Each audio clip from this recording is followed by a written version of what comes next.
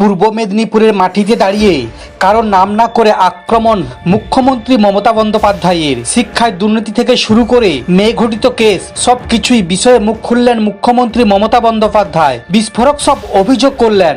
মুখ্যমন্ত্রী তোপ দাগলেন, পূর্ব মেদিনীপুরে স্কুল শিক্ষায় সবচেয়ে বেশি দুর্নীতি হয়েছে কার জন্য? আমিও সব খবর রাখি। কিসের বিনিময়ে চাকরি হয়েছে আমি বলছি। কারো চাকরি আমি যেতে দেব না। নাম না করে মুখ্যমন্ত্রী আরো বলেন, দিল্লির জোরে ক্ষমতা দেখিয়ে এজেন্সি দিয়ে তৃণমূলকে বদনাম করেছে। মনে রাখবেন, গদ্দার বাবুরা, গদ্দারদের কমরেডরা সব থেকে বেশি খেয়েছে।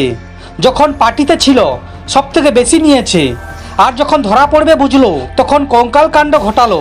তিনি অভিযোগ করেন, গরিব ছেলে মেয়েদের চাকরি খেয়ে এখন সাধু সেজে বসে আছেন। প্রধানমন্ত্রী নরেন্দ্র মোদী বাংলায় এসে দাবি করেছিলেন 47,000 কোটি টাকা বাংলাকে দিয়েছে কেন্দ্র। সেই প্রসঙ্গে বিনতে গিয়েই বিস্ফোরক দাবি করে ফেললেন মুখ্যমন্ত্রী মমতা বন্দ্যোপাধ্যায়। তিনি প্রধানমন্ত্রীকে চ্যালেঞ্জ করেছিলেন, আর সেটা বলতে গিয়েই বলে ফেললেন মেয়ে ঘটিত কেসের কথা। সঙ্গে সাংবাদিকদের উদ্দেশ্যে তিনি বলেন, গদ্দারদের বন্ধু হয়ে সাংবাদিক বন্ধুরা রয়েছে, আপনারা তো আবার তাদের দোষ দেখতে পারেন না, এমনকি মহিলা ঘটিত কেসও দেখতে পারেন না। আমি কিন্তু জানি সব জেনে চুপচাপ রয়েছি, টাইমে বার করে দেব। অবশ্য এক্ষেত্রে মুখে কারোর নাম নেননি মুখ্যমন্ত্রী মমতা বন্দ্যোপাধ্যায়। সমস্ত খবর দেখতে এই চ্যানেলের সঙ্গে থাকুন।